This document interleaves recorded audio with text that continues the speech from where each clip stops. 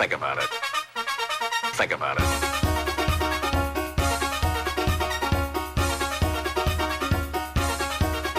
Think about it.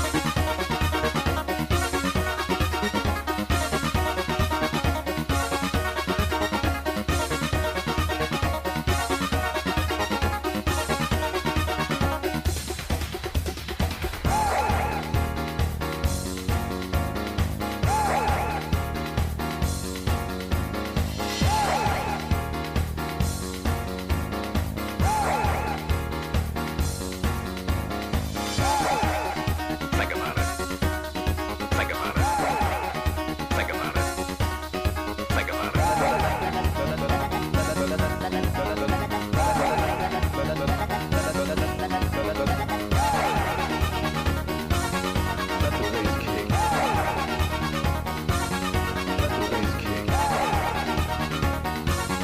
Think about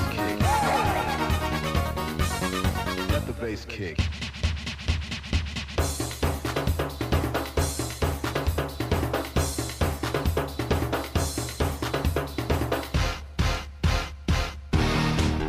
Think about it.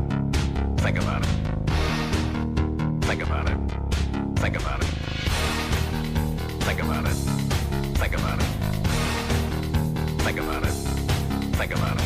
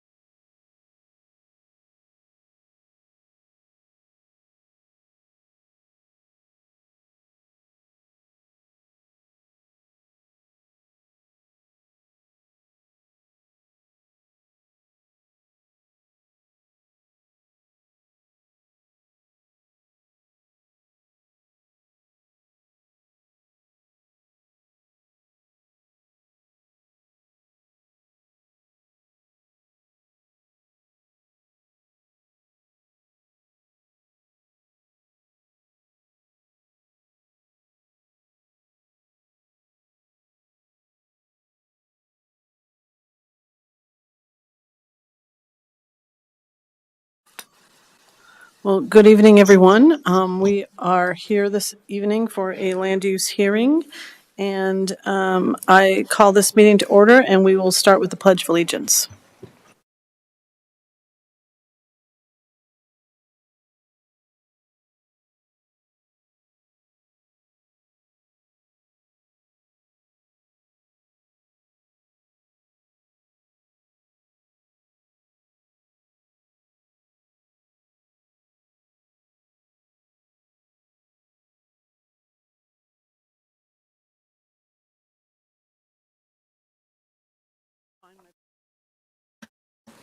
All right. Well, good evening, everyone. I'm Kristen Stevens, Chair of the Board of County Commissioners, with Mayor and my fellow commissioners, Commissioner Jody Shattuck McNally and Commissioner John Kafalis. From the clerk's office, we have Lindsay Jones with us. And from our county attorney's office, we have Christine Luckison. Now, I will turn things over to Jenny Axmaker to talk about what's going on for this meeting and introduce some of the planning staff. Thank you, Madam Chair. Joining me at the dais tonight, we have Cassidy Fiore, Principal Planner, Laura Colton, County Planner. We have Ryan Oswendell from our Planning Administration staff. Across the way, we have Connor Sheldon from the Engineering Department, and we have Ashton Brodall and Leah Schneider from our Health Department. With that, we respectfully request that all members of the audience silence their electronic devices. Please help yourself to a copy of the agenda and hearing procedure instructions. You can grab one right on the wall by the door over here, or if you're joining us online, you can find that at larimer.gov/BOCC/commissioners.meet-meetings. Please wait to speak tonight until you're recognized by the chair. Please maintain civility, refraining from audience applause, comments, or disruptions, whether positive or negative. Please make all comments to the Board of County Commissioners from the podium. We do have a portable microphone available as needed. Please state your name at the beginning of your comments and provide the spelling of your name if it's unique. Please speak directly into the microphone so that remote participants may hear you, and the microphone on the podium can be adjusted to best capture your testimony. Questions may be asked during your testimony but will not be answered until public comment is closed and rebuttal has begun. Upon request, we do have assisted listening devices for the hearing impaired. For those of you joining us on Zoom, attendees will be muted until they're recognized by the chair. If an online attendee wishes to speak or request a consent item to be removed, please use the raise your hand function on the Zoom control bar or *9 on your phone. Thank you. Thank you, Jenny. And did we have a motion for the item that needs to be tabled?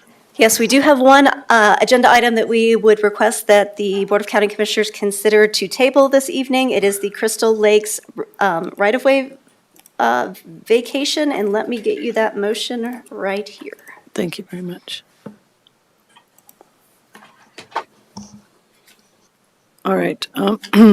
So probably people had the information, and there's probably no one here for this item, but we will be tabling this item, the Crystal Lakes partial right-of-way vacation, until September 8th. So Commissioner Kofalos, will you make a motion for that item? Yes, Madam Chair, thank you. I move that the Board of County Commissioners table the Crystal Lakes partial right-of-way vacation, file number 25-land 4499 until the September 8th, 2025 3 p.m. land use hearing. Thank you, Commissioner. There's a motion on the table. Any further discussion on this item? Seeing none, all in favor say aye. Aye. Aye. That motion passes 3-0, so we will be visiting with that item in a later date. So I will just run through what is left on our public hearing agenda. We do not have any consent agenda items, so there will be a full hearing for the two items that are left on the agenda. The first item is the Cavan short-term rental and appeal, file number 25, zone 3753. This is an administrative special review for a 2-bedroom plus 1 additional sleeping area with a total of 6 guests, short-term rental in an existing home. And this application includes an appeal to 335B2AA of the Larimer County Land Use Code, which contains short-term rental local roadway and access standards found in Appendix G of the Larimer County Rural Area Roadway Standards. And the location is in Estes Park for that. And then the second item that we'll be hearing tonight is the Smith Appeal, file number 25GNRL0565. This is a request to proceed with an exemption from subdivision regulations via an appeal to Articles 6, 5, 10B of the Land Use Code to use the minor land division process. The applicant seeks to create a new approximately 5-acre lot from the existing 40-acre parcel and to obtain a well for the new lot, and the location of that is in Livermore. So we'll begin with the first item, and I'll just briefly run through how these presentations go. We'll have a staff report, and Laura, is that from you? Okay. And then, so that we'll have a staff report, then the applicant will be able to come up and speak, and we'll have 10 minutes to speak. Then we'll open it up to public comment. If there's any public comment, we'll allow the applicant to do a rebuttal after the public comment. And then after that time, we'll bring it back to the commissioners for any questions and a decision. So that is how that will work. And so, Laura, I will ask you to do the staff presentation, please. Thank you, Commissioners. Good evening, everyone. My name is Laura Culleton, Planner 2. I'm here to present the Cavan Short-Term Rental and Appeal file number 25 Zone 3753. The subject property is located at 641 Goblin's Castle Road in Estes Park, which is adjacent to Rocky Mountain National Park and approximately 3/4 of a mile west of Highway 7. The subject property is 5.3 acres. The zone district is FO Forestry. The existing use on the property is single-unit residential, and the applicant is proposing to use the property as a short-term rental. The home is serviced by a well and an on-site septic system. The fire protection is provided by Allens Park Fire Protection, and access is taken from Goblin's Castle Road. The applicant is requesting administrative special review plus public hearing, that's what the little asterisk is for, approval of a 2-bedroom plus 1 additional sleeping area, 6-guest short-term rental. And the second request is an appeal to Article 335B2AA of the Larimer County Land Use Code, which contains short-term rental local roadway and access standards found in Appendix G of the Larimer County Rural Area Road Standards. The process required for the Forestry Zone District is administrative special review plus a public hearing, and a short-term rental is defined as a principal dwelling rented to transient guests who are part of one party for short-term lodging, which is 30 days or less, who are not when not occupied by the owner or operator of the property. On April 15th of this year, we sent out 22 postcards to property owners within 500 feet of the residence, and 3 comments were received in opposition to the request. This map here shows the closest short-term rentals that are nearby, which were approved under the previous regulations. One is approximately 600 feet away, and the further one is 1,000 feet away. And just a reminder, our requirement is a 500-foot separation. So this request also includes an appeal to Article 335B2AA, which are the local roadway and access standards for short-term rentals. The applicant is specifically requesting an appeal to the roadway width and longitudinal grade requirements outlined in Appendix G standards. The Appendix G minimum width requirement is 20 feet for a road, and portions of the subject route to the property measure at 14 feet in width. And then the longitudinal grade, Appendix G's maximum allowable slope is a 10% grade, where steepest portions of the route are close to 19%. And so this request falls under the major variance category and therefore must come in the form of an appeal to the BCC. This is our review criteria for the admin special review request, which I can come back to if needed. And then this is the review criteria also in the staff report for the appeal. Staff have found that the administrative special review for the short-term rental meets one of the 5 criteria. Staff have determined that criteria 6.4D3 and 6.43D5 have not been met, and we do not offer conclusive determination on criteria D1 and D2. For the appeal, staff find that this request meets 2 out of the 5 criteria. We've determined that criteria 6.72B5A and B5E have not been met, and staff do not offer conclusive determination on B5B. Therefore, the Development Services team is recommending denial of the Cavan, short-term rental and appeal file number 25 Zone 3753. And here is the suggested motion. Thank you. Thank you, Laura. Any questions before we move on to the applicant? Commissioner Cavallis, any questions? Not at the moment. Okay, we'll have the applicant come up then. Cavan, is that how you say your last name?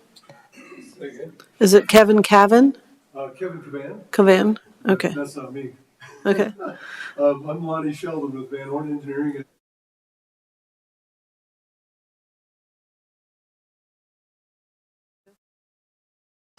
Sorry, that mic is off. We'll have to fix the mic. It looks like the microphone is off, so we'll try to fix that. So, and Thanks, Ryan. Lonnie, will you be doing the entire presentation then? Yeah. Okay, so just for Oh, your excuse me. Kevin has a small part in it. Yeah. Okay, so we have 10 minutes total for both of you, so you Yeah. can allot your time as you wish, and yeah, begin. Go ahead and introduce yourself and begin. Very good. Lonnie Sheldon, Van Horn Engineering. Been at Van Horn for 27 years, worked a bunch in the mountains up there, know the area pretty well. Go ahead and flip to the next slide, Laura. And this was shown already. There's two short-term rentals to the west of us, to the left of us, and we're the red one there, 641. The focus of our March 10th, 25 memo was to compare the road standards to the Larimer County rural area road standards, and we did that. Next slide. This is our evaluation, and four of the parameters that we looked at. Actually, we're talking about two tonight. We're talking about width and grade, is what I understand from the presentation. So I'm just gonna stay with those two. Width and grade, as shown on the there's one spot there that's 14 feet wide. It's a narrow little spot between a couple of big rocks, and if you want, we can make that wider. But I reported the narrowest spot, which is 14 feet. There's a table of width on the left side of the page. We broke this stretch of road into 14 segments. The average was 18 feet wide, so that would meet your 10% waiver requirement. But there are a few spots that are less than 18 feet wide, and we get down to 14 in that one location.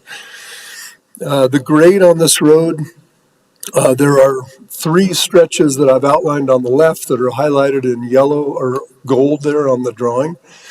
And the standard is 10% you can go up to 12% for short reaches. We've got a 14% stretch that's about 500 feet long on the right-hand side. So 2% over the max. And then we've got a 600-foot stretch in the middle of 12% grade, which is the maximum grade. And then, excuse me, on the left there, we've got a 600-foot stretch that's 16%. It gets steeper as you go up the mountain. There's one location, again, similar to the 14-foot wide. There is one spot on this road that's close to 19% grade. It just happens. I mean, it's variable. That is the steepest spot, and it's a couple of 100 feet below the access point of our proposal. Next slide. These are justifications that we see for reasons for the commissioners to say yes to this waiver. This road has adequately served the subject parcels for 55 years.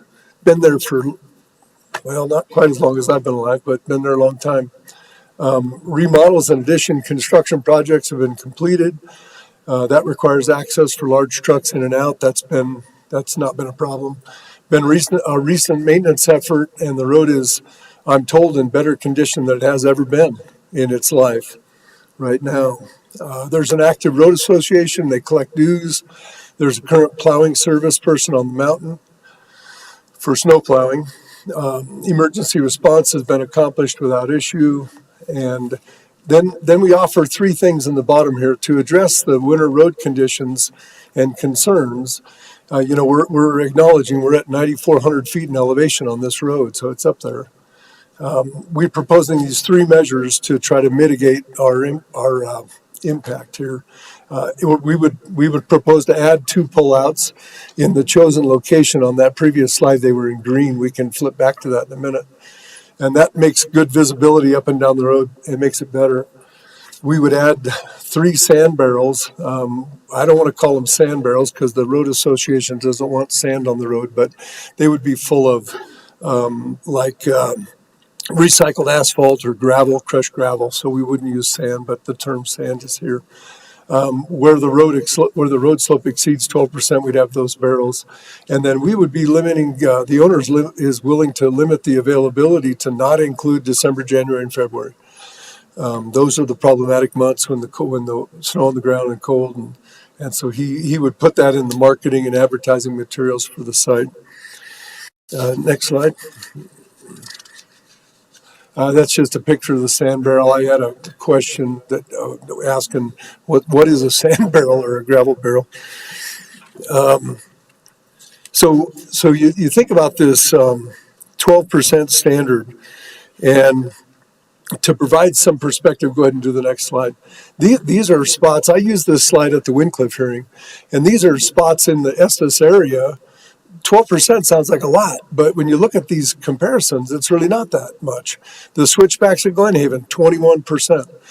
Lumpy Ridge, 12%. That's a good one. Castle Mountain Lodge is 17% road. Evergreen, you can see them there. Bighorn. We got roads in town at Estes Park, Hines Parkway, Larkspur, and Birch and Columbine there. Columbine's 24% grade, twice that 12% standard. So it's not uncommon in this mountain region to exceed the 12%.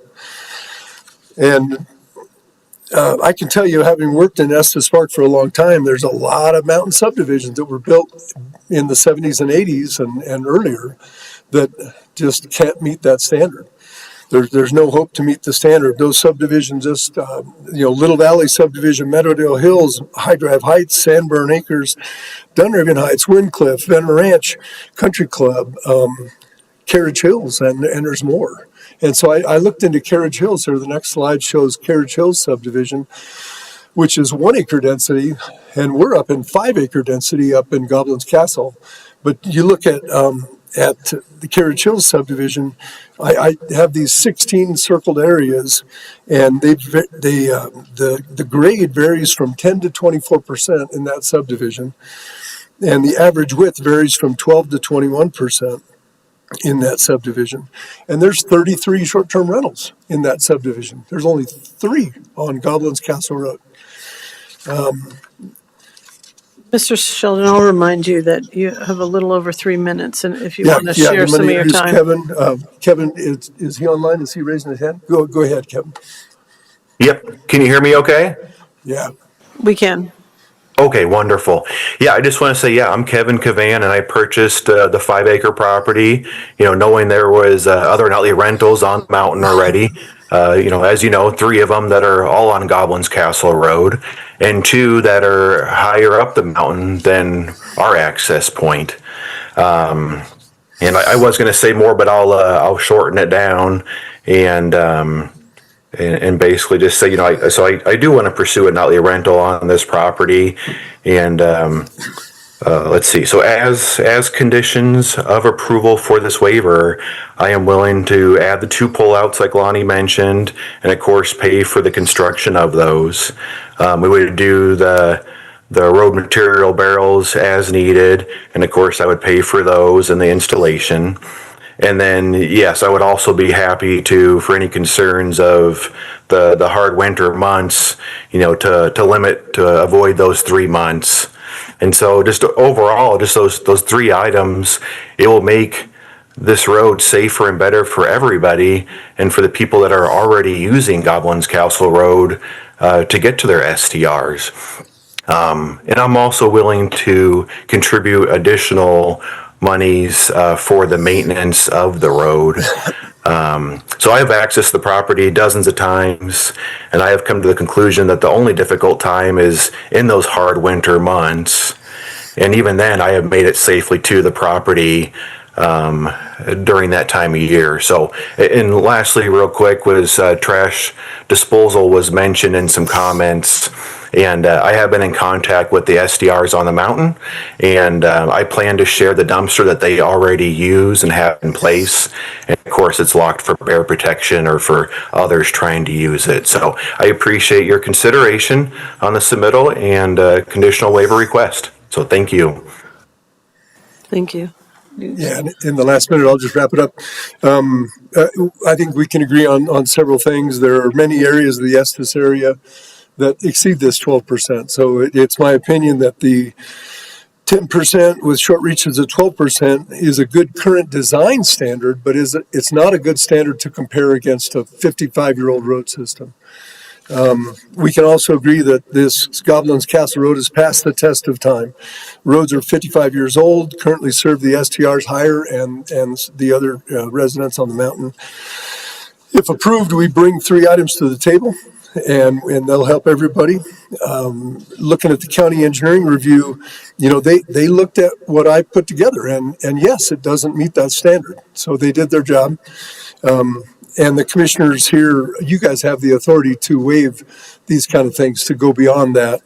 The 3 months in the winter, I think, is a big consolation. And I thank you for your consideration of this appeal. Thank you, Lonnie. Any questions for Lonnie before we go into public comment? Okay. We'll call you back up if Sure, you have any thanks. additional questions. So we will move on to public comment. Is there anybody in the audience who want to give public comment?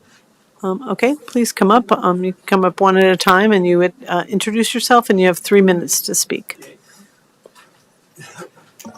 I'm Will Smythe, and I live right below the property that we're discussing right now. I have several concerns. One about the road. It's very difficult in the wintertime. Not only that, we pay every year to have it crowned, the road crowned, and he finished doing that about 3 weeks ago, pulled his equipment out, and last week I went up and we already have washboards all over, or not all over, but on several steep areas. And that's due to the cars that are going too fast. They spin their tires as they go up the hill. And there's some speed limit signs out there, but they're not being obeyed. And we can't say that for sure that that's a rental problem. I don't know. Most of the people used to slow down, and we didn't have that problem, but we're having more and more with that. And it is very steep, and from my property going up to their property, there's a switchback on there, and there's been a lot of, when we get a good snow, it takes quite a bit of effort to clear that road. It's very steep, and I think it might be 18 feet across the road, counting the ditches. When you're on the road itself, it's pretty narrow, and if you need to pass somebody has to pull off into the ditch to get around them. So it's not like they can just buzz by each other. You'd have to slow down. So some things to think about. I don't know if there's anything else. I don't know. You're welcome to speak. You have 44 more seconds if you want to speak, or you don't have to. I think I'm not against rentals, but that road is very steep, and it's tricky in the summer because people see the big hill and they hit the gas on it, and then they spin their tires loose, and that tears up the road again. So, like I said, he finished 3 weeks ago, and we already have washboards on it, and it's been 2 weeks. So, thank you. Thank you, Mr. Smythe. Appreciate it. Please come up. Thanks.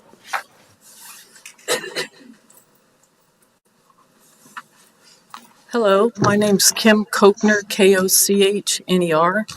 So I am a property owner, lower. So I'd just like to say a few things. I'm not an engineer, but I'm the third generation. My husband's grandparents are the original owners, so they've lived there year round. My in-laws live there year round, and now my husband and I live there year round. So they can use all these statistics on different grades of roads in Carriage Hills and all these other areas. It's a totally different ballpark when you get above 9,000 feet, especially in the winter. And there's all this talk about the the width of the road, which is fine in the summer. In the winter time, that's not the case. I am the snowplow driver for our area.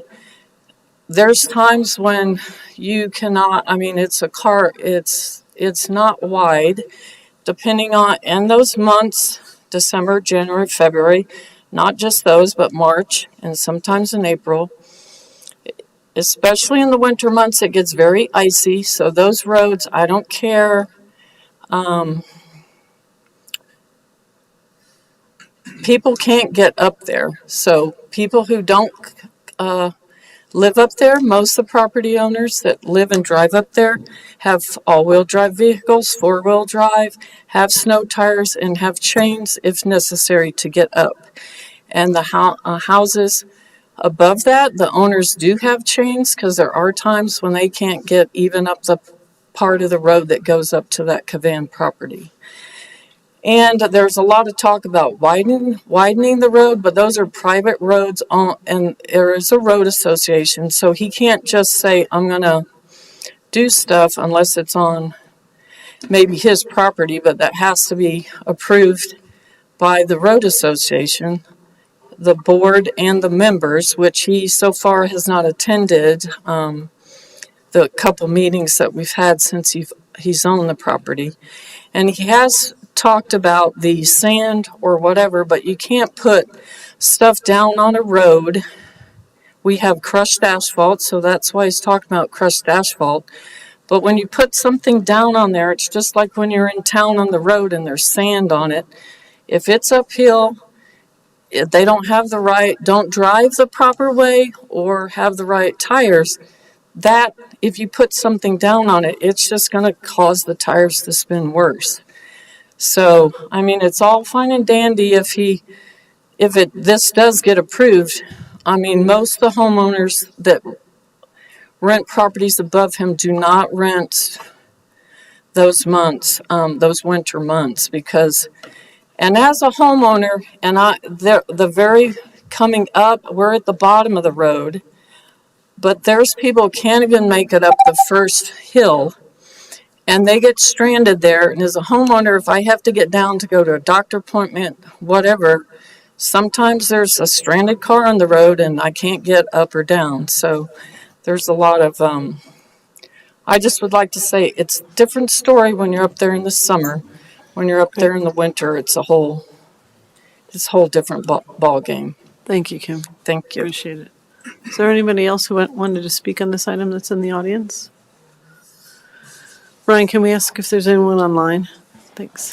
Yes, so we do have one hand raised, but if anyone else would like to speak, please use the raise your hand function. Okay. Charles Hubling, you have permission to talk. Please unmute yourself and correct my enunciation of your name. You were very good, actually. It's a Dutch name. It's Hubbeling, yeah. I'm the owner of 516 Doblins, which is right down from Smythes, and my property barely abuts the affected property. But I wrote I'm an engineer, PhD engineer, and I wrote a response to the Van Horn engineering letter. And I have to say that I was a little surprised that they said that it was okay to not meet 6 of the 7 criteria in there. That they say it's okay to not meet engineering standards for 6 of the 7 standards. When we've talked ad nauseum about the winter months, and I think that's pretty clear that it's not going to work.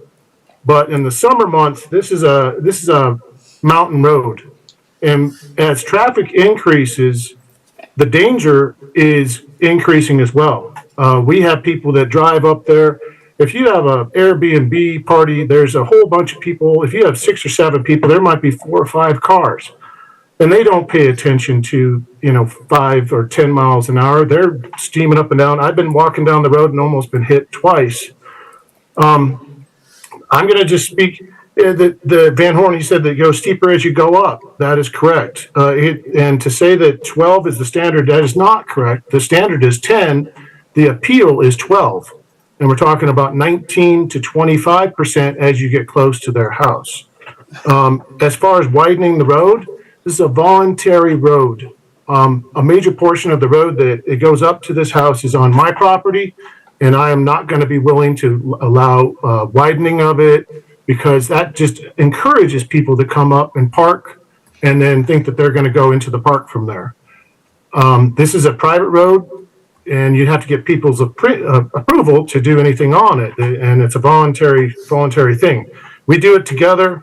Mostly the road association is there so that we can maintain the crown. It's not for snow removal. And comparing Windcliff and Carriage Hills is like comparing apples and oranges to us.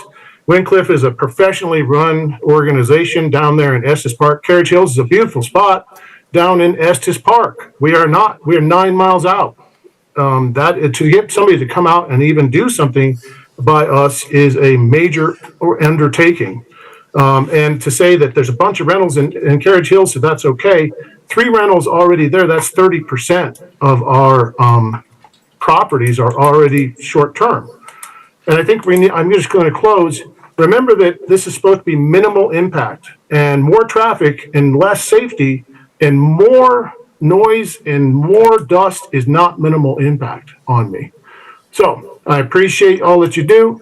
Thank you so much, and I hope that you read my letter. It's quite long, and I hope you don't know. Thank you, Mr. Hubling.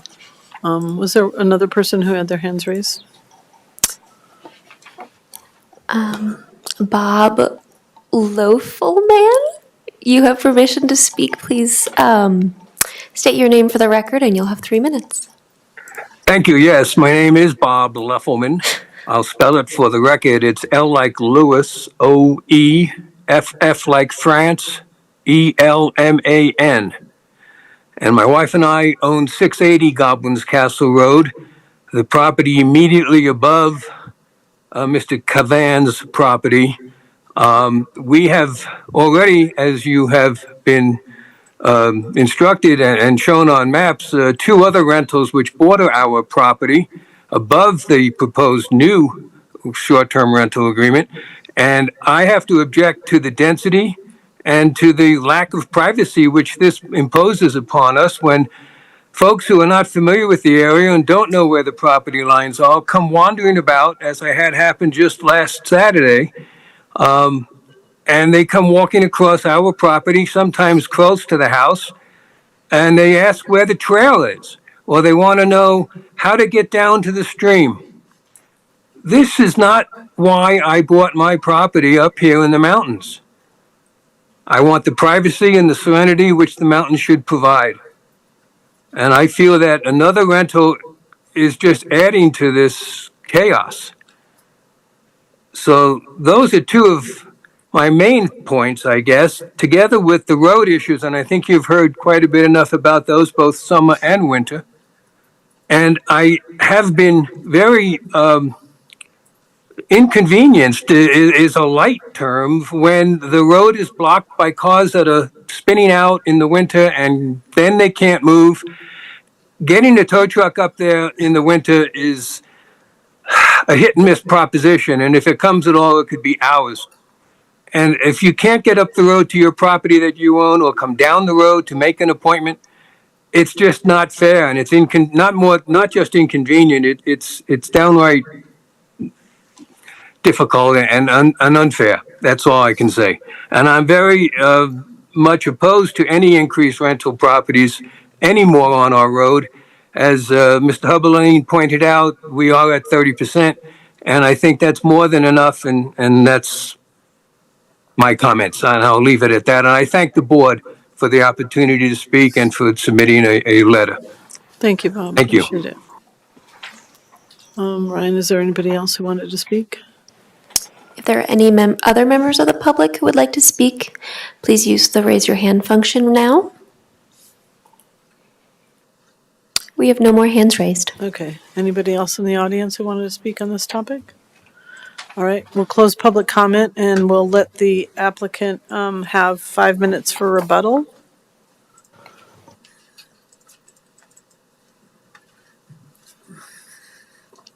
Thank you. Yeah, I had a lot of talk about the winter conditions, and of course, we're offering to take 3 months away from that. I think the months of December, January, February are the right months to take away. That's 25% of the year for Mr. Cavan.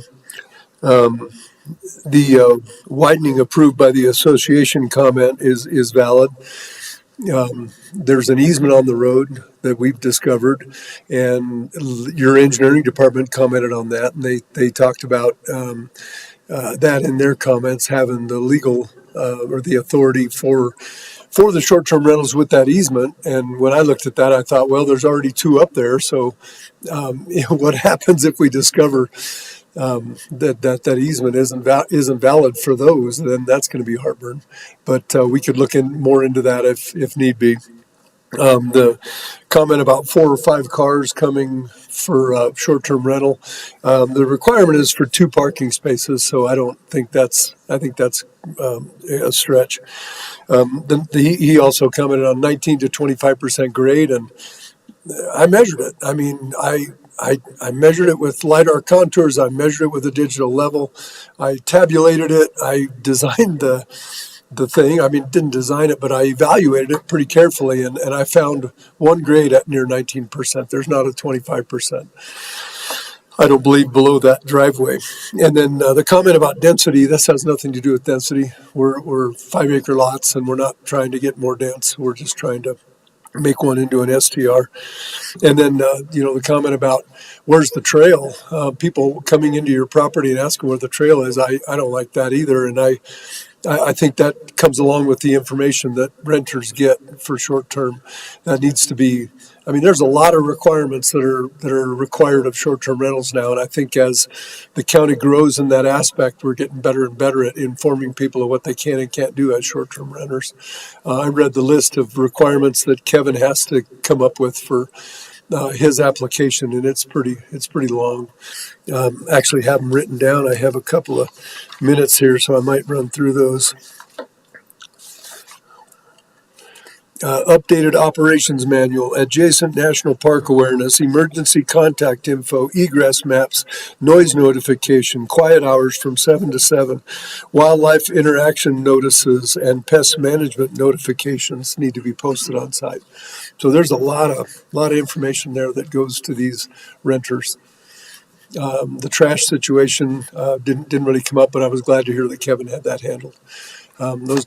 That's my rebuttal. Thank you. Thank you. Thank you, Lonnie. Any questions? Commissioner Cavallis, any questions? I have questions of staff. Okay. All right. So, Commissioner Cavallis, then I'll let you ask your questions of staff then. Thank you, Madam Chair. Thank you all for engaging.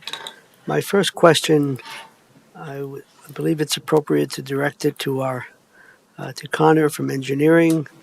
In looking at your referral agency letter and the 2 areas that are deficient, given what has been stated in terms of attempting to mitigate the road grade as well as the width of the road, and I guess there are a bunch of blind corners on that road and everything else. Do you still feel like that's not enough to address the concerns? So when we first adopted these new short-term rental standards, the intent behind them, the idea behind the roadway standards was that when short-term rentals came in, they would hire an engineer to certify whether or not the road met them. The baseline, I guess, that we set referenced our rural area road standards, and we set some sort of guidelines that reference our rural area road standards to determine what is the minimum amount for safe and adequate access for the purpose of a short-term rental, essentially. And so the idea behind those was not to be in a situation where we're appealing them or they're close but mitigating it with the understanding that there's an appeal process for a reason. Sometimes there's unique situations, but the idea behind the standards was always that either it meets it or it does not meet it. And so in this one, I was trying to be just as clear and concise as possible that this road does not meet the standards that we adopted for the short-term rental road standards. Now, pull-offs are usually what we consider the next best thing, when you have roads that are narrow. But again, we weren't really looking for, the next best thing when it came to short-term rentals. And then the grade, as has been mentioned by the public, is steeper than what our rural area road standards allow for, with the understanding that this road has been there for a long time, but again, when it came to short-term rentals, it wasn't, we weren't taking into consideration things like how long the road has been there. It was, is this safe and adequate for two-way travel? That was kind of when we were putting these standards into place a couple years ago. So keeping it as aligned with the standards as possible, I'll just say that it does not meet them. The road is steeper than what we allow for and narrower than what we allow for. That's all I'll say. Great. Connor, thank you. That's a very fair answer. Thank you very much. I have two more questions for the planner. Okay, sure, go ahead. Curious, I think I read in the packet that there was an effort to do home ignition zone inspections, and somehow that didn't quite work out. I mean, I know things were identified to create that defensible space against wildfires. And the last that I read, the exchange between the property owner and our emergency services person was that the next time that he could go up there is in September in order to make sure that some of these things are being taken care of. Can you speak to that, Laura, at all? Yes, I can. So when someone applies for a short-term rental, we notify the sheriff's department and they get signed up for a wildfire inspection. And so it's Derek with the sheriff's office who does those. And usually when he goes out and does one, he sends back comments of things that they need to fix. And that's what happened in this case. So if the short-term rental were to be approved today, there would just be a condition of approval added that a wildfire inspection needs to be passed before they can have the license issued. Does that answer your question? Yes, that answers my question. And then the last question, maybe it's more of a comment, and that is the email that we received from Rocky Mountain National Park, and they express a number of areas of concern, especially given the very close proximity of the property to the boundary, to the park boundary. And they're suggesting that all of that needs to be very specifically included in the operations manual, which of course can be a condition of approval. I just think I have a bit of concern that these are concerns that the Rocky Mountain National Park folks have raised. So I guess that's more of a comment. Anything else, Commissioner? What? Did you have other questions? No. Okay. Commissioner Shattuck McNally. I don't have any questions, but are you ready for deliberation? Yeah, I think we're ready for deliberation. I don't believe I have any questions. Commissioner Cavales answered the question that I had of Connor about road standards and, kind of why we, why the 10% grade is the standard that we want people to meet. So, are you ready? If you're ready, I'll let you start. Thank you all for coming here, and thanks for the applicant being online. I know these short-term rental regulations have a lot of things to them, but it's for a reason. It's for safety, for ingress, egress, for wildfire safety, for safety, for folks to be able to evacuate or be able to have fire engines or ambulances to come in and out. And 14 feet is maybe not wide enough for some of the mountain fire trucks that are in there. I know this engineering group hired by the applicant uses some of the other old neighborhoods, but a lot of those are reasons why we put some of these in place, because the density was so high that there was a lot of times where people could not even go out on their back decks and enjoy their own properties because of the noise and the density and a lot of the things that we had to put a lot of these in place, because it is it became an issue for us as park. And so we worked very hard on all these standards for a reason. They were for safety, and and like I said, for not only the renters but also for the neighbors and the neighborhood and Tahosa Valley, which is very pristine and very important, beautiful spot in our county. And I know that I do have the same concerns about Rocky Mountain National Park and some of their concerns, because I think there is no direct access. You'd have to go through all the private properties to get to the park. And I don't know if property owners want people tracing back in. And we already have a lot of issues with social trails and people entering the park without paying for passes, and it's hard to monitor. And so I agree with the staff's recommendations. They have not, let's see, where was that comment? Sorry. That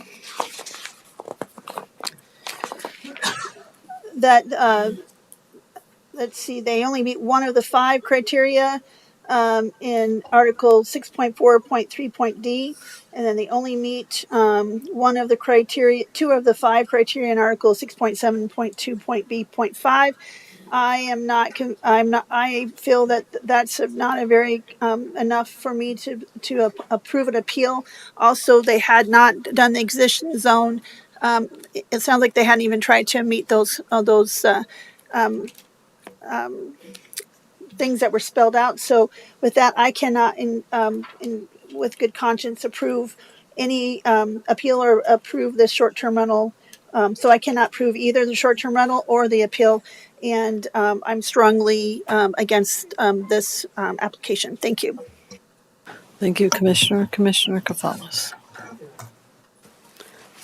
Thank you. I appreciate the public taking the time to be here in present, and certainly online. The verbal comments as well as the written comments. I certainly appreciate Mr. Sheldon, I believe, from Van Horn Engineering, and your report. With all of that said, I'm going to uphold the recommendation of the Development Services team to deny the application. I just think that once again we have the special review criteria, we have the appeal criteria, and according to staff and according to what we've learned tonight, not all of the criteria have been met, and I do think it's a public safety issue on that road. Its steepness, its width, the blind corners, and so I will not be supporting this short-term rental application. Thank you, Commissioner. Yeah, I won't be supporting the application as well. I don't think it meets our review criteria that we've been asked to look at.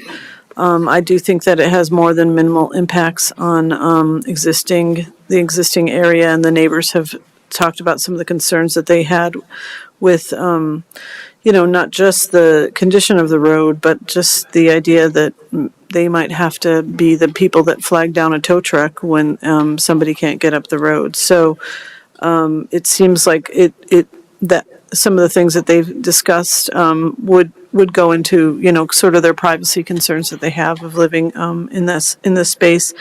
Definitely does not meet review criteria number 3 under 643D.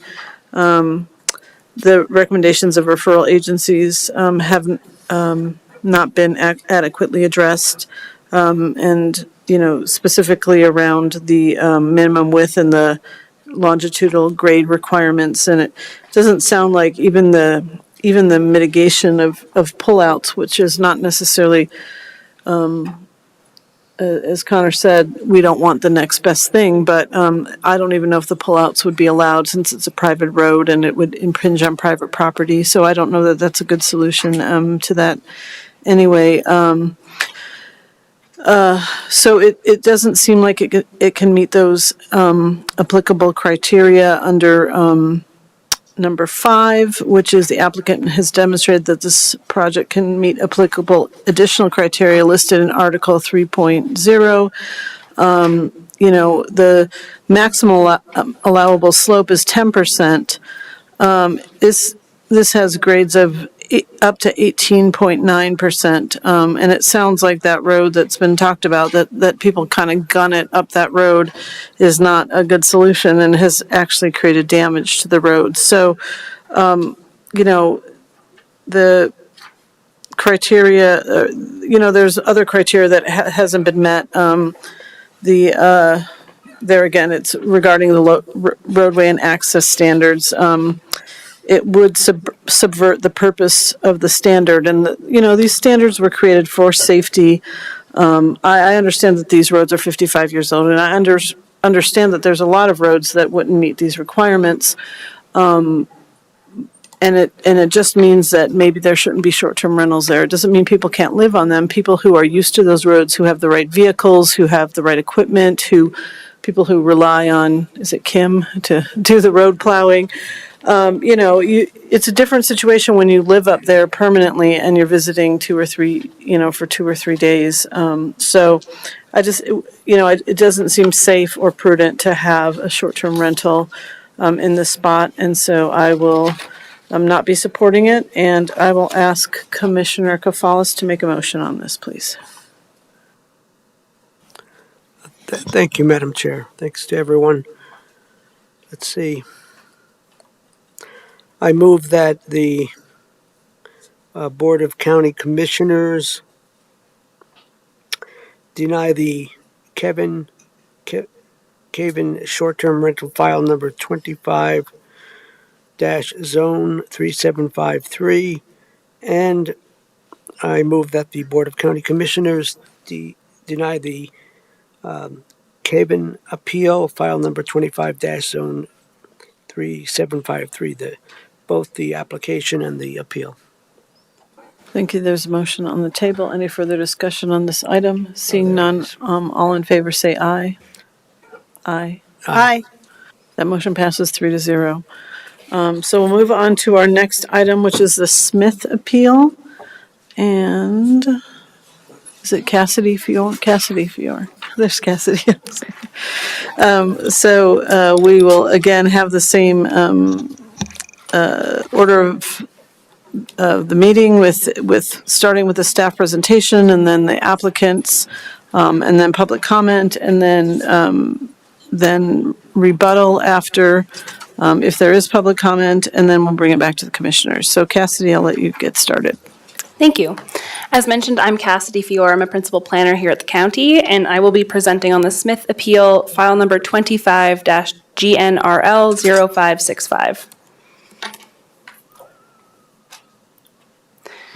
The project is located at 790 Iger Road, Livermore, Colorado, with a parcel number of 193020032. It's located approximately 0.67 miles from County Road 74E, and it's directly west of the Glacier View Meadows 9th filing. The property is currently approximately 40 acres and contains 2 dwelling units, including a primary dwelling and a farmstead accessory dwelling unit, as well as various agricultural outbuildings.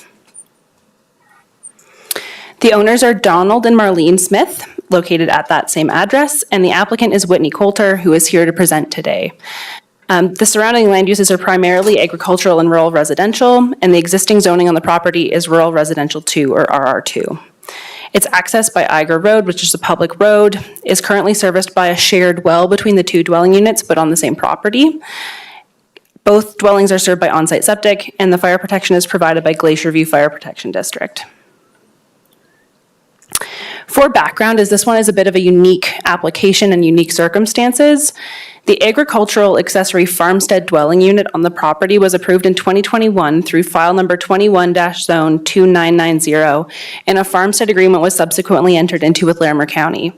The Division of Water Resources at that time permitted the existing exempt well under permit number 256392 to serve both the primary dwelling unit as well as the farmstead accessory dwelling unit on the property. However, something that's a bit unique about farmstead accessory dwelling units in comparison to accessory living areas or other ADUs is that if the agricultural operation ceases on the property, they are required to follow one of several options set out in the farmstead agreement entered into with the county, which could include the rural land use process, a subdivision, a conservation development to place each accessory farmstead dwelling on a separate lot. They could identify a separate 35-acre or larger tract for each accessory dwelling, or they can present a proposal to be approved by the director. The applicant has indicated in their application materials that it was not made clear at the time of the farmstead ADU approval that if the land was divided in the future to separate the dwelling units, a new water source would be required for one of the lots. There are no water providers in the area, and new wells are only permitted by the Division of Water Resources on lots of the proposed size if the land division occurs via an exemption process from our subdivision regulations rather than an actual subdivision. A subdivision application could also potentially trigger the requirement for a costly augmentation plan.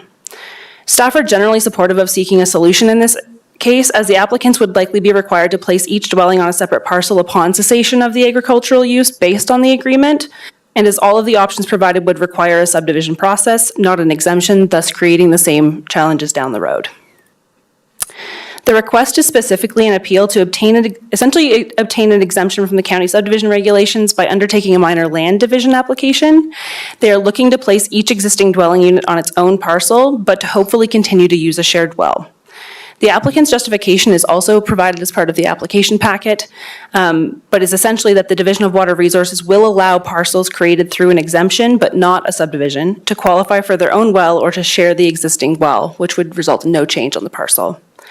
While not required for an exemption, the applicant has recommended the use of an MLD process to ensure adequate consideration of the land division, and this would also ensure that a final plat of record is recorded with the Clerk and Recorder's Office reflecting the land division. An appeal is required as the proposal does not meet the typical standards and requirements for an MLD as set out in our land use code.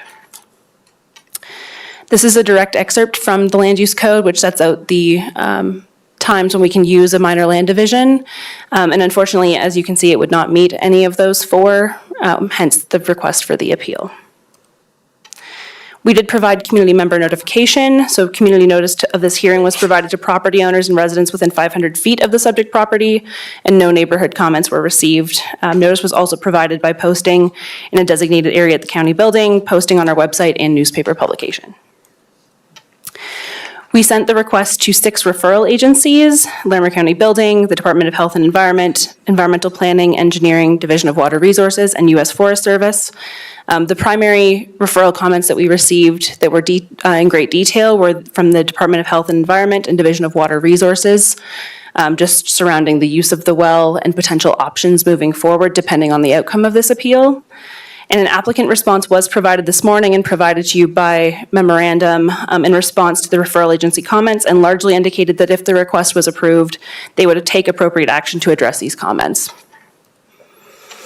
The review criteria for an appeal include 5 standards, being that the approval of the appeal will not subvert the purpose of the standard or requirement, approval of the appeal will not be detrimental to the public health, safety, or property values in the neighborhood, approval of the appeal is the minimum action necessary, approval of the appeal will not result in increased cost to the general public, and approval of the appeal is consistent with the intent and purpose of the code.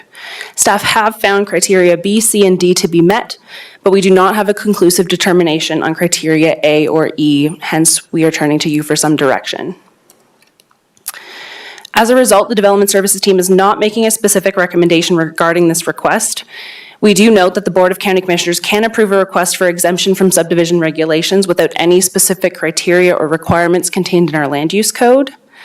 The applicant did submit an appeal to permit the use of a minor land division process to guide the potential land division and to continue to allow the existing well or a new well to service the new lot. And while not providing that specific recommendation, the Development Services team have provided information related to the request for the commissioners to consider. We do have two suggested motions, one for denial and one for approval. I will note that we do have a potential motion for approval that has been reviewed by the applicant, and they are supportive of that. And staff would be generally supportive as well, but are not providing a specific recommendation. So I'm happy to show that to you now for discussion, or we can come back to it after. I guess I'd like to see it now, just to look and see what we're talking about before we have the discussion. Sure. So on your screen, you'll see a potential motion for approval. As I said, we aren't specifically making a recommendation for either approval or denial on this application, but this is a motion to consider.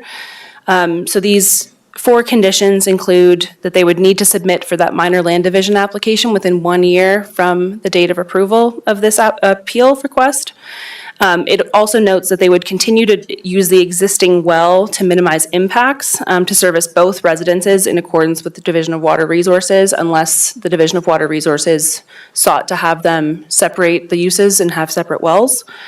As a result, we would also request that they provide us with a well sharing agreement prior to the approval of the minor land division, and that minor land division would include all the easements necessary to provide access and maintenance to the well and related infrastructure for both properties. That concludes my presentation. Thank you, Cassidy. Any questions for Cassidy before we move on? Go ahead, Commissioner Cavalas. Thank you very much, Cassidy. I'm going to ask this question, although I think it's probably showing my lack of understanding of some of these issues. But I guess, and please forgive me, but fundamentally, I've been trying to figure out why not just keep it as a 40-acre parcel if you've got the farmstead dwelling and you have the well that services both buildings. So why go through all of this, whether it's a minor land division or, to create the 5-acre parcel and the 35-acre parcel? That's probably a silly question. I don't think it's a silly question, and I would absolutely say that the applicant can probably answer this a lot better than I can about these specific circumstances, but I would say that one of the challenges in this case is because it went through the farmstead ADU approval, it is limited in the sense that there is an agreement entered into with the county that says once the agricultural use is done, they have to separate the two, which poses some challenges in this instance. Thank you. Thank you, and I'm sure the applicants can dive further into that issue. Any questions, Commissioner Shattuck McNally? Good. I see this document from the water engineer from the state of Colorado to the planner, and I'm assuming that the applicant also, looks like the applicant's also got this well file. So when you said that they did not understand there was no water, and I understand the other thing, it seems like that letter was fairly clear. So I'm curious about that. Again, I'll let the applicant speak to the exact review, but I will say that my understanding is that there was some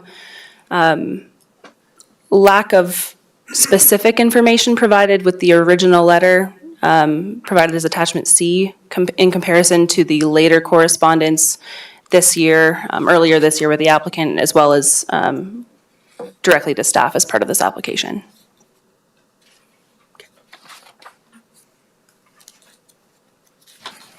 Anything else, Commissioner? No, thank you. All right, we'll have the applicant come up, and you'll have 10 minutes to present. And just, if you would please introduce yourself. Thank you. Thank you, Madam Chairman, or Madam Chairman, right? Madam Chairman. Madam Chair, Commissioner Shattuck McNally and Commissioner Cavalas. My name is Whitney Coulter. I'm a water attorney here in Fort Collins. I'm with Fisher, Brown, Bartlett, Larson, and Irby. That name is getting longer as we speak. I think maybe the best way to approach this is just to address, at least initially, some of the questions that you both had. I'll speak first to the, generally speaking, in my work dealing with the Division of Water Resources, the rule that is in statute, a very long, complicated statute, is basically that if you subdivide property, there are certain rules that the Division of Water Resources has to follow. So if it is called a subdivision, it is very restrictive on what the Division of Water Resources can do in terms of issuing well permits and allowing the use of well water. And so most people just don't understand, generally speaking, when the Division of Water Resources tells them, here's what we're allowing you to do right now. The problem that's underwritten in all of that is that if you subdivide this property, everything changes. And have to find, in this circumstance, you now have to find a completely separate source of water for that additional parcel. So, Commissioner Shattuck-McNally, to your point, the original letter that was provided to the Division of Water Resources when they were going through the farmstead agreement application, that reads, you're good. Here you can use this exempt well for these two dwellings, so long as you still comply with the terms of the permit. And so at that time, the Smiths understood that to mean that that was a permanent solution to being able to serve both dwellings. The catch there that wasn't clear in that letter, but was very clear in the second letter that I shared, or the email from the Division of Water Resources that I shared with you all, is that once you start to use the word subdivision, things change and you have to get rid of your current system. And I think that's really what caught the Smiths by surprise here. But now they have two homes on this property. They have a water system that delivers domestic water to both homes. Obviously, those water systems, it's a pipeline, all of that isn't inexpensive. And so as a water attorney, I first went to the Division of Water Resources asking if we could find a solution to allow them to continue to use the existing well to serve these two dwellings. And the response was in that email from the Division of Water Resources that said, yes, that's fine, as long as the county doesn't call it a subdivision. So really, that's why we're here asking for an exemption here. The Smiths very much appreciate all the work that the planning department has gone to in this case, and all of the other departments in providing comments on this and reviewing this and taking this seriously, because this is a serious problem for them. And they understand that they're asking for an exception to the rule. But looking at what this going through the minor land division process would mean is it really doesn't mean any changes happen to these two parcels. But this satisfies what the Division of Water Resources will allow. And from my perspective, the Division of Water Resources is more tightly bound in what they can allow per statute.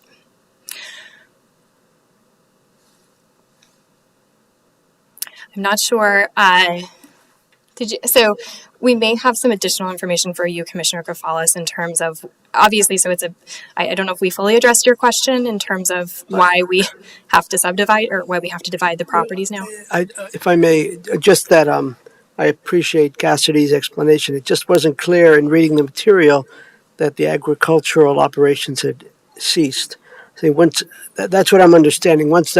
If you set up the original agreement as a farmstead situation, and there's no longer farming or agriculture occurring on that property, then you have to subdivide. Right, and so I don't know if you guys want to comment further on that. Do you want to come up and I'll let, so this is the Smith's daughter will just give you a little bit more background on why they're seeking, in addition to that requirement, why they are seeking to create a 5-acre parcel out of the 40 or so acres.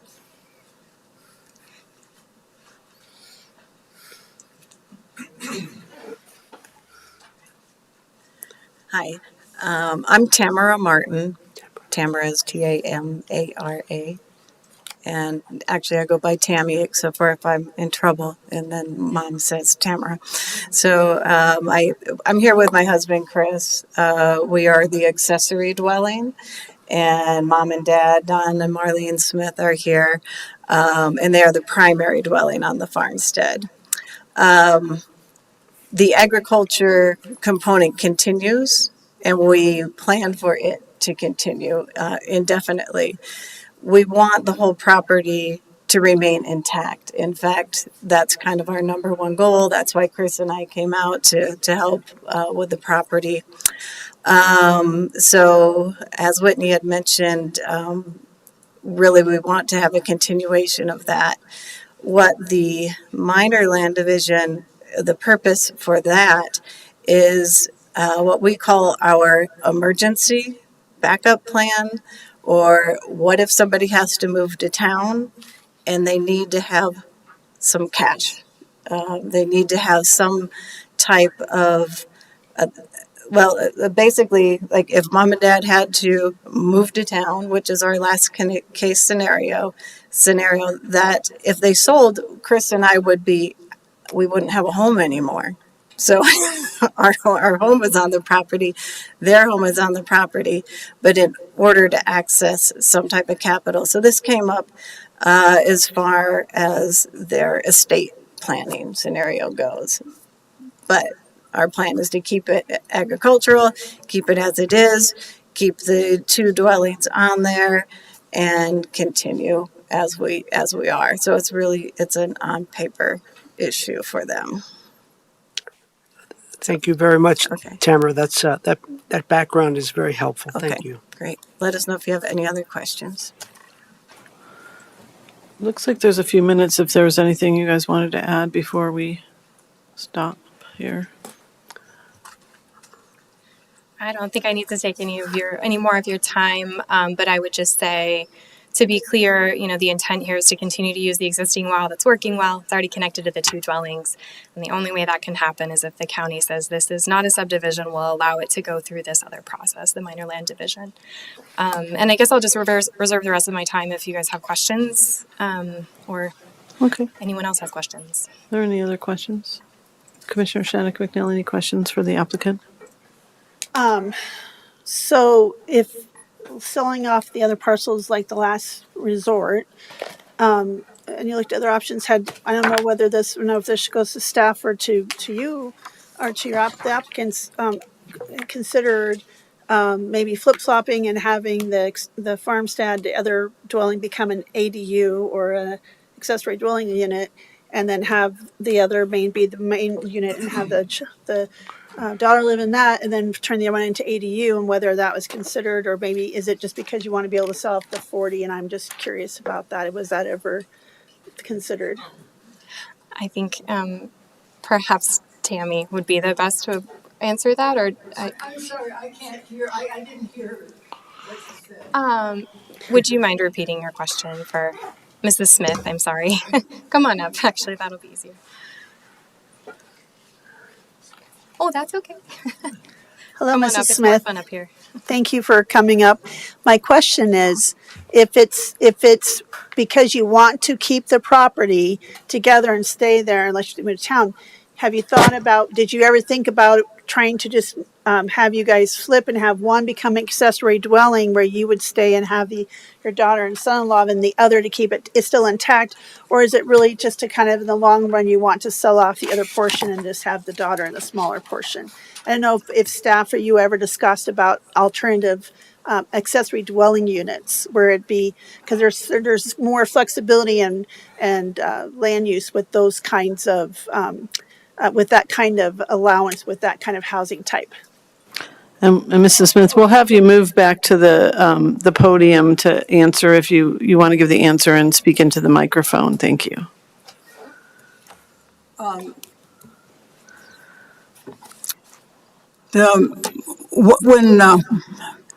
we bought the property in 1999, and at that time, our daughter and son-in-law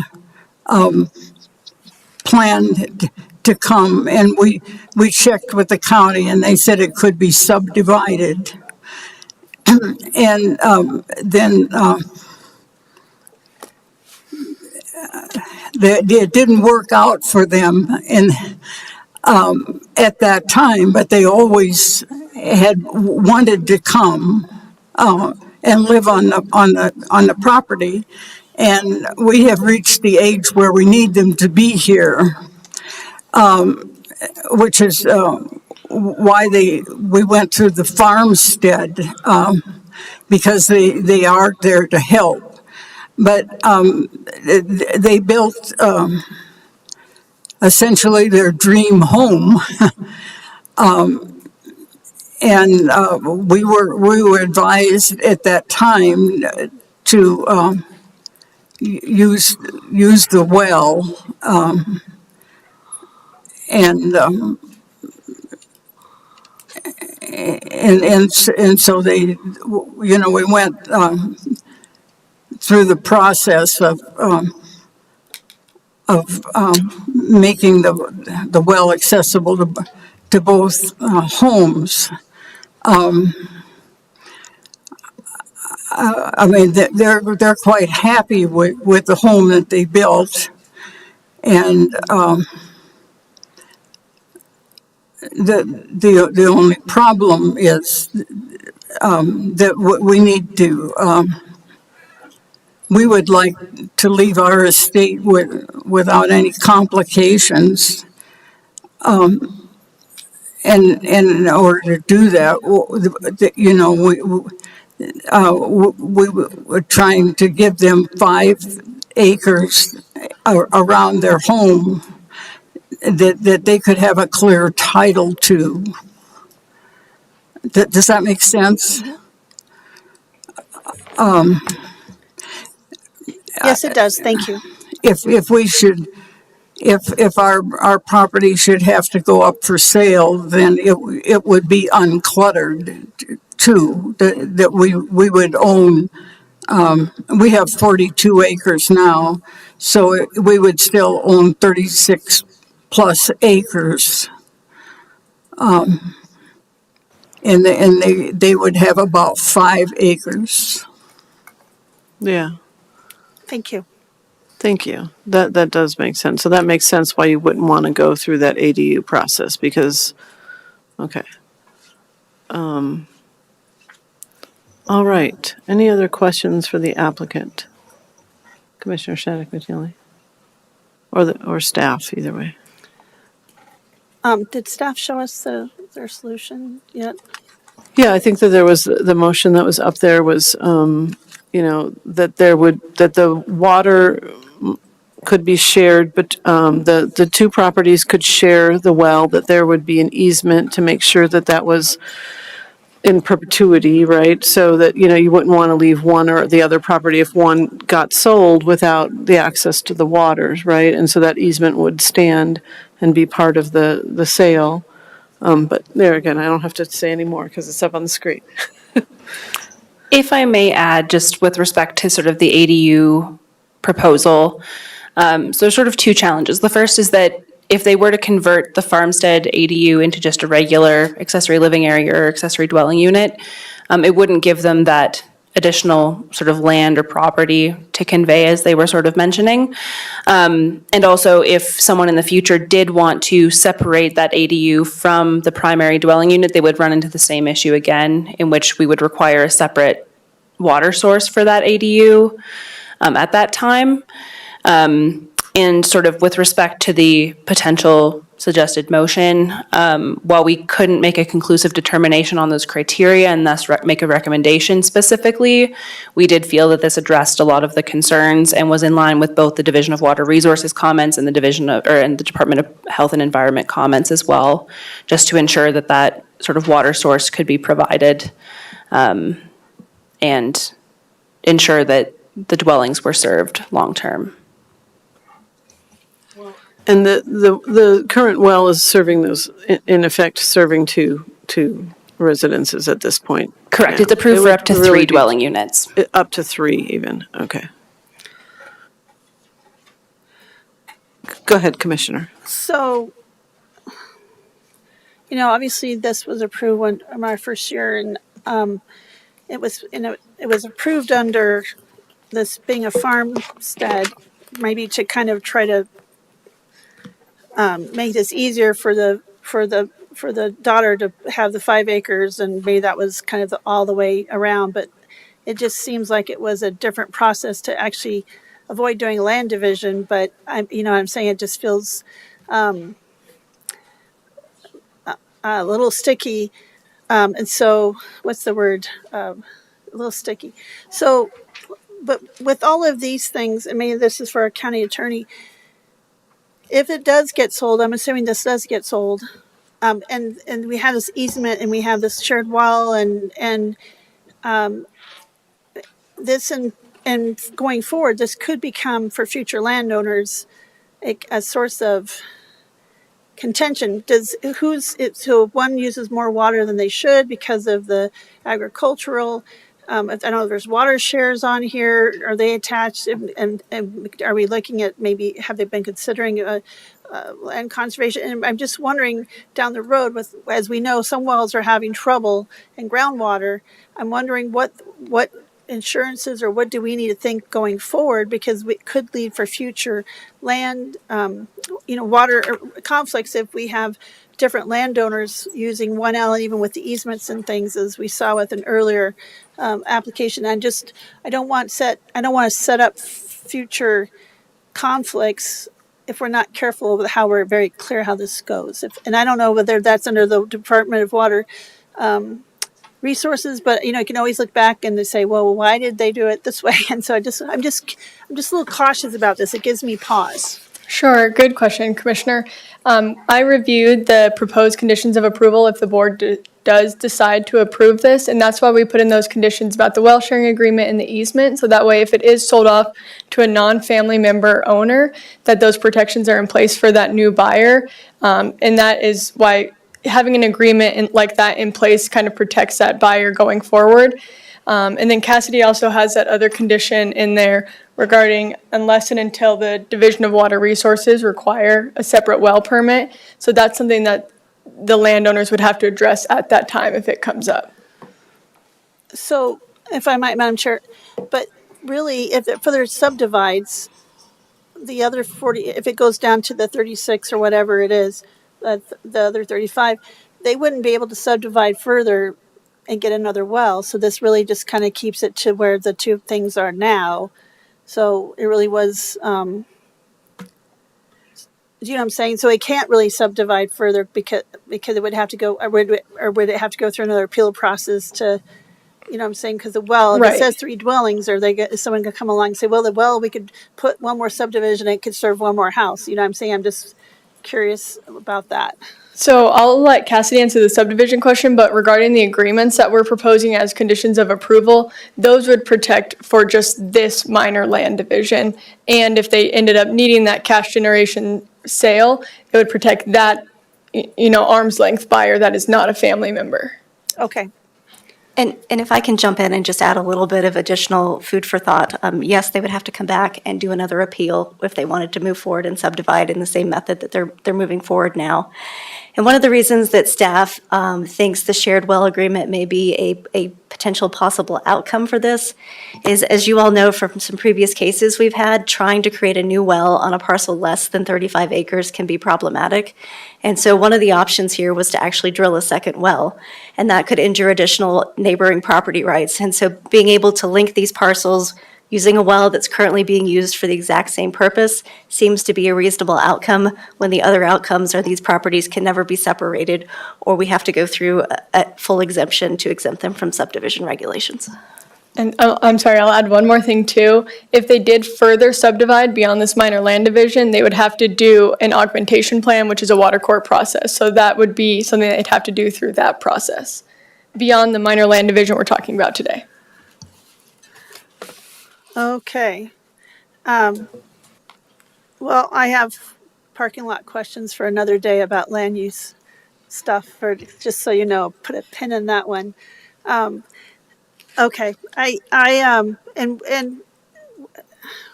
are the wells, remind me when the wells are inspected in case they do fall below for the two? Are they inspected, Leah, is it annually, 5 years? I'm just trying to remember. No, Division of Water Resource doesn't inspect residential wells. Okay, so it's really just kind of. Yeah, they get their permit, and hopefully they're following the conditions of their permit. One of the things, and I will explain a little bit with the well share agreement, We do ask for them to kind of allocate allocate the water rights per property. Like for whatever Division of Water Resources may say, oh, the 5-acre lot only gets, say, household use only, but the 35-acre lot could still have all the privileges. So we'll ask that to be specified in the well share. It does get recorded with each property. Of course, the easement for the pipe that will go to the property that the well is not on. And then, of course, maintenance agreements, all that stuff has to be added. It has to be notarized. It's a legal document that'll stay with the land and then change with new owners eventually. And so that will all be decided after this, or is this a condition of approval that has to get this all done and be done before? If they come in for a land division, we'll want all that ahead of time. Yes, and that is a condition that we would require that prior to the approval of the minor land division. I would also just note that Division of Water Resources comments were very specific that if this was to occur through the minor land division and hence an exemption, they would allow them to continue to use that shared well for its current approved purpose, which includes the up to 3 dwellings, the watering of poultry, domestic animals, and livestock on the farm or ranch, and irrigation of not more than 1 acre of home gardens and lawns. If they were to exceed that, they would require the smaller lot or whichever lot didn't have the well on it to drill or dig their own well, and that would be a limited usage well. So it wouldn't have the same permissions as the current well. It would be restricted just to household use with no sort of irrigation, watering, or outside uses. So, sorry, Madam Chair. So that doesn't sound very specific. In which way? The condition of approval or the... The Water Resources said if this one overseas, it can only be used for these purposes, but it doesn't say how much. It didn't give an exact cubic amount. It did just say if it went over the current allocated usage based on the current well permit. Okay. Yeah. Okay, that's helpful. Thank you. So I don't know that we did public comment yet, now that I'm thinking about it. So is there anybody, if we're done with questions I don't think there is public comment, but I think we need to ask. Is there anybody in the audience who wanted to give public comment? All right, seeing no hands raised. Ryan, is there anybody online? If there are any members of the public online who would like to make public comment, please use the raise your hand function now. There are no hands raised. Okay, we'll close public comment. We won't need a rebuttal. So we'll go on with questions then. Any further questions of the applicant or staff?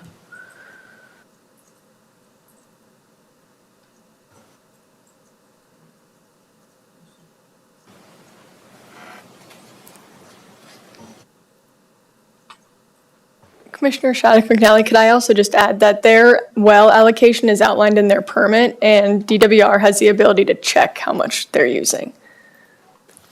Thank you. I had read twice through the August 6th Division of Water Resources letter, and it is specific, but still it just was like, oh, it's not even covered, and it seemed, I was like, wait. So, okay. Thank you. I appreciate you all walking through that with me. Appreciate it.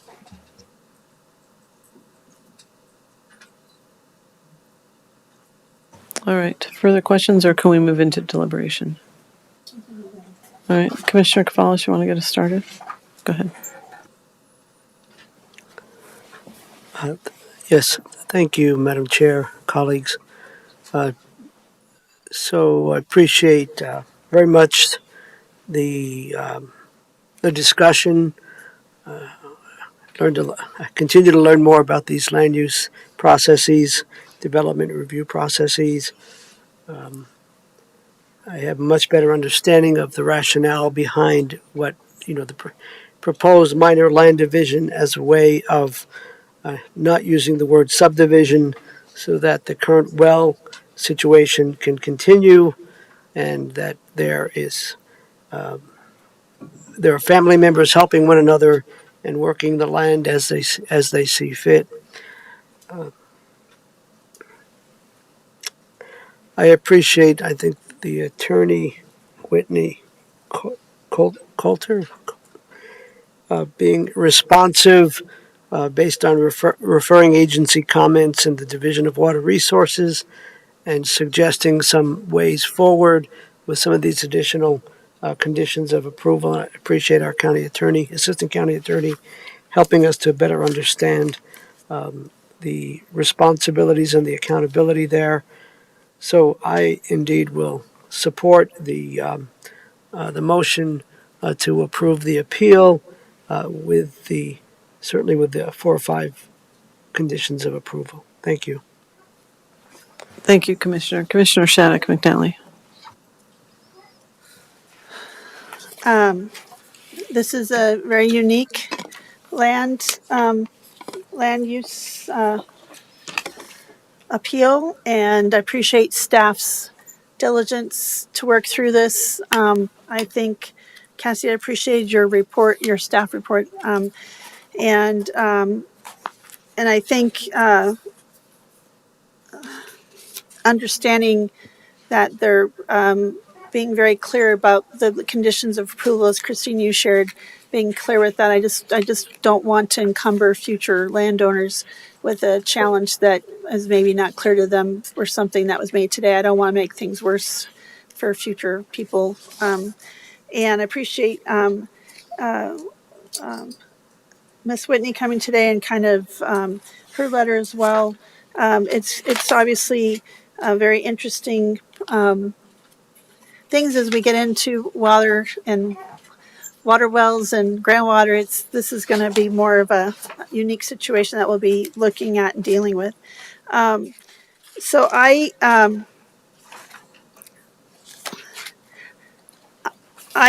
can see how this would be a way to meet the criteria, but there are no criteria, so we're trying to work through that. So I'm not sure how we word that, but I feel staff have found a way for us to meet requirements and approve an exemption without any specific criteria, which makes this very delicate and interesting to work from. So because of those conditions, which I see will probably be listed up at top, I can support the staff, the option that staff put up on the screen. And as long as, I just want to stress how I want to make sure it's very clear so anyone in the future goes forward. And then Madam Chair, just said one last question is we never addressed the Arapahoe Roosevelt National Forest about the land surveying, making sure that was clear. So I don't know if that got addressed. So, Commissioner, the applicant did indicate that they would pursue that, provided the application was approved. And should we make that a condition and make sure they do that so that's cleared up, or? I don't think it particularly applies to this appeal, so I don't know that we would make it a condition. Okay, thank you. All right, then I can support this appeal with what staff have recommended. Thank you, Commissioner.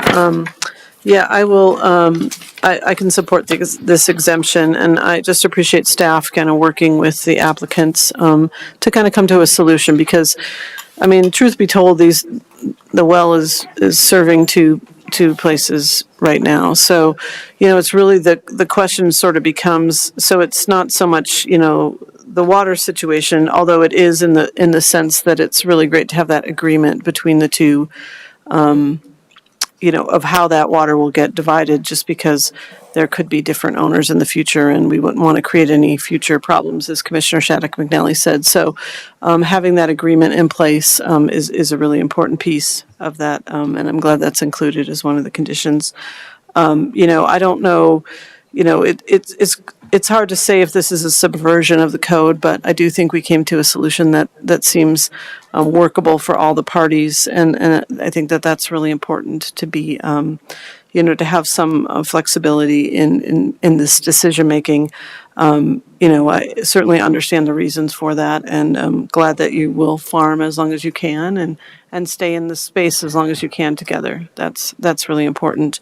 But understand why an ADU is not the best solution here. So yeah, I am in support with the conditions that have been listed. And once again, I just want to really applaud staff for kind of coming up with an agreement that I feel feels workable for everybody concerned. So thank you for that. And Commissioner Shattuck McNally, I would ask you to make the motion, please. Certainly, Madam Chair. Madam Chair, I move that the Board of County Commissioners approve the Smith Appeal File Number 25-GNRL 0565 to exempt the property from subdivision regulations subject to the following conditions as listed below 1, 2, 3, and 4. I won't read through all of them. Thank you. Well, we can see them up on the screen, and they're certainly in the record. So thank you, Commissioner, for your motion. Any further discussion on this item? Please go ahead, Commissioner. I just wanted to say a couple of quick things. One is appreciation of staff and Cassidy and others, because I think all along, bringing it back to the review criteria, I think you expressed what you felt was fine, and with the other ones, it wasn't conclusive. It wasn't a yes or no, but I think throughout the report, indicating a desire to try to find a path forward. So I think that merits a bit of a shout out.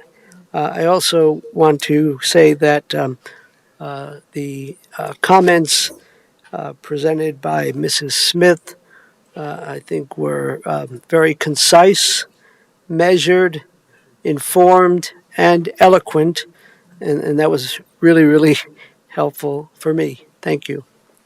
Thank you. Anything to add, Commissioner Shattuck McNally? No, just I think I'd express my gratitude to staff and thank you to the applicants and their attorney for being here and giving us the context and the backstory. Thank you. Thank you. All right, so there's a motion on the table. All in favor say aye. Aye. Aye. Aye. That passes 3-0. That is the the end of the business for today. And so at 8:08, we are adjourned. Wish you all well. Have a good evening.